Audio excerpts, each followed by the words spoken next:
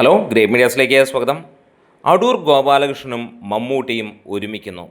4-ാം തവണ ഇവർ ഒരുമിക്കുമ്പോൾ അത് ഒരു സ്വപ്ന സാക്ഷാത്കാരം എന്ന് തന്നെയാണ് പറയാനുള്ളത്. ഏകദേശം 1.5-2 വർഷങ്ങൾക്ക് മുമ്പ് നമ്മൾ ഈ ഒരു കൂട്ടുകെട്ടിൽ ഒരു സിനിമയ്ക്ക് ഉള്ള സ്കോപ്പ് പറഞ്ഞിരുന്നു. ഏറെക്കുറെ അന്നേ തീരുമാനമായിരുന്നു എന്നുള്ളതാണ് അറിയാൻ കഴിഞ്ഞിട്ടുണ്ടായിരുന്നത്. പക്ഷേ ഇപ്പോഴാണത് യാഥാർത്ഥ്യമാകുകയും ചെയ്യുന്നത്. മമ്മൂട്ടി കമ്പനി നിർമ്മിക്കുന്ന ചിത്രമായിട്ട് തന്നെയാണ് ഈ ഒരു സിനിമ വരാൻ പോകുന്നത്. ഈ ഒരു കൂട്ടുകെട്ടിൽ 3ഓളം ചിത്രങ്ങൾ വന്നിരുന്നു. അനന്തരം, അതുപോലെ തന്നെ മതിലുകൾ, പിന്നീട് വിധേയൻ. ഈ 3 ചിത്രങ്ങൾ ഒന്നിനൊന്നിന് എൻറ്റയർലി ഡിഫറെൻ്റ് ആയിട്ടുള്ള ചിത്രങ്ങൾ. 3ഉം അമ്മാതിരി സംഭവം. ആദ്യം പറഞ്ഞ സിനിമയിൽ ചെറിയ വേഷത്തിലാണ് മമ്മൂട്ടി വന്നതെങ്കിൽ പിന്നീട് വന്ന 2 സിനിമയിലും നായകനായിരുന്നു മമ്മൂട്ടി. അതിൽ തന്നെ നാഷണൽ അവാർഡ് നേടുന്നതും കാണാൻ കഴിഞ്ഞു. മമ്മൂട്ടിക്ക് മാത്രമല്ല, ഒരു പറ്റം നാഷണൽ അവാർഡ്, ഏകദേശം 4ഓളം നാഷണൽ അവാർഡ് ഈ സിനിമകൾക്ക് നേടാൻ കഴിഞ്ഞു എന്നുള്ളതും എടുത്തു പറയാം. എന്താണെങ്കിലും ഈ ഒരു കൂട്ടുകെട്ടിൽ ഒരിക്കൽ കൂടെ ഇവർ വരുമ്പോൾ ഒരു കാര്യം ഉറപ്പിക്കുകയാണ്: മമ്മൂട്ടിയുടെ അഭിനയിക്കാനുള്ള ആഗ്രഹം എത്രത്തോളമെന്ന് വ്യക്തമാവുകയാണ്. പലരും അടൂർ എന്ന ആ ഒരു സംവിധായകനെക്കുറിച്ച് പലപ്പോഴും പറയുന്നത് മനസ്സിലാവാത്ത രീതിയിൽ സിനിമ എടുക്കുന്ന വ്യക്തി എന്നുള്ളതാണ്. പക്ഷേ ഒരു കാര്യം എടുത്തു നോക്കുക, അദ്ദേഹത്തിൻ്റെ സിനിമകളൊന്ന് കാണുകയാണെങ്കിൽ ഏകദേശം 1970കളിൽ ചെയ്തിരിക്കുന്ന സിനിമകൾ ഇന്ന് കാണുമ്പോഴും ഹെവി ക്വാളിറ്റിയാണ്. നിർമാല്യം പോലെയുള്ള ചിത്രങ്ങൾ എടുത്തു നോക്കുക. ഇവിടെ മമ്മൂട്ടി ചെയ്തതോ അല്ലെങ്കിൽ ദിലീപ് ചെയ്ത സിനിമകൾ മാത്രം കണ്ടുകൊണ്ടിരിക്കാതെ അദ്ദേഹം ചെയ്തു വെച്ചിരിക്കുന്ന പഴയ സിനിമകൾ, എലിപ്പത്തായം, അങ്ങനെയുള്ള ചിത്രങ്ങളൊക്കെ ഒന്ന് എടുത്ത് കാണുക. അപ്പോൾ അതിൻ്റെ ആ ഒരു പുതുമ എത്രത്തോളമുണ്ട് എന്നുള്ളത് നമുക്ക് കൃത്യമായിട്ട് മനസ്സിലാവും. 70കളിൽ ചെയ്ത സിനിമയ്ക്ക് 2025 പോലും നമ്മളെ അട്രാക്റ്റ് ചെയ്യും.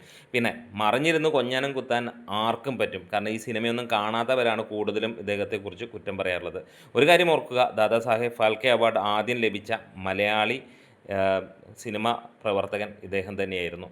എന്തായാലും ഈ ഒരു കൂട്ടുകെട്ട് ഒരുമിക്കുമ്പോൾ ഒരു കാര്യം നമ്മളുടെ പ്രതീക്ഷയാണ്: വീണ്ടും ഒരു നാഷണൽ അവാർഡ് തന്നെ. മമ്മൂട്ടിയെ സംബന്ധിച്ചിടത്തോളം അദ്ദേഹത്തിന് നാഷണൽ അവാർഡ് കിട്ടാൻ സ്കോപ്പുകൾ എല്ലാ വർഷവും കഴിഞ്ഞ മിക്ക വർഷങ്ങളിലും അദ്ദേഹം തന്നെയാണ്. ഏറ്റവും കൂടുതൽ നാഷണൽ അവാർഡിന് നോമിനേറ്റ് ചെയ്യപ്പെട്ട വ്യക്തിയും മമ്മൂട്ടി തന്നെയാണ്. ഏറ്റവും കൂടുതൽ പ്രാവശ്യം തഴയപ്പെട്ട വ്യക്തിയും മമ്മൂട്ടി തന്നെയാണ്.